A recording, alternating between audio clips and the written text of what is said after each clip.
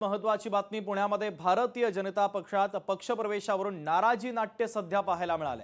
पुणे भाजप कार्यालयाच्या बाहेर भाजपच्याच कार्यकर्त्यांनी आंदोलन केलं। कार्यकर्त्यांनी आत्मदहन करण्याचा प्रयत्न केला। अमोल देवळेकर यांच्या पक्षप्रवेशाला विरोध करण्यात आला, तर भाजप पक्ष कार्यालयाच्या बाहेर काही कार्यकर्त्यांच्या वतीने आंदोलन करत जोरदार घोषणाबाजी सुद्धा करण्यात आलेली आहे। हा जो अमोल देवळेकर ह्याला भारतीय जनता पार्टी सांगलीमधील माडगाळ ग्रामस्थांनी उपोषण केलं। जत हा स्वतंत्र तालुका करावा या मागणीसाठी उपोषणाचा निर्णय घेतलाय। माडगाळ ग्रामस्थांनी गेल्या 4 दिवसांपासून या उपोषणाला सुरुवात केली आहे। टप्प्याटप्प्याने चक्री पद्धतीचं आंदोलन केलं जात आहे, तर आंदोलन तीव्र करण्याचा इशारा देखील ग्रामस्थांनी दिलेला आहे।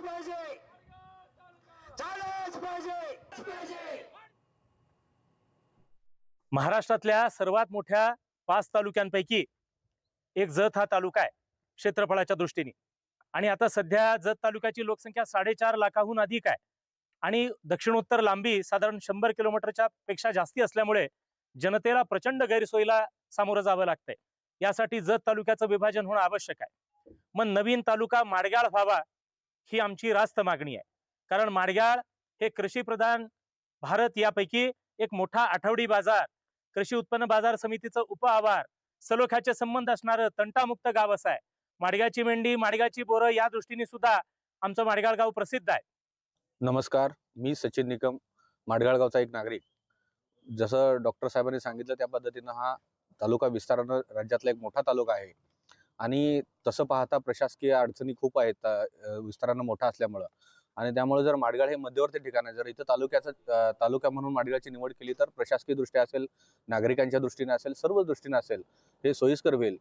आणि इतर पूर्व भागातलं एक मोठं गाव आहे, बाजारपेठ आहे, त्यानंतर वेगवेगळ्या सोयीसुविधा या गावामध्ये उपलब्ध आहेत ऑलरेडीच। आणि थोडं जर शासनानं चालना दिली आणि तालुका निर्मितीसाठी जर शासनानं जर मान्यता दिली तर आणखी या भागाला असेल, या गावाला असेल, वेगवेगळ्या माध्यमातून सुलभता मिळेल। लोकशाही मराठी ऐका, पहा, जागरूक रहा।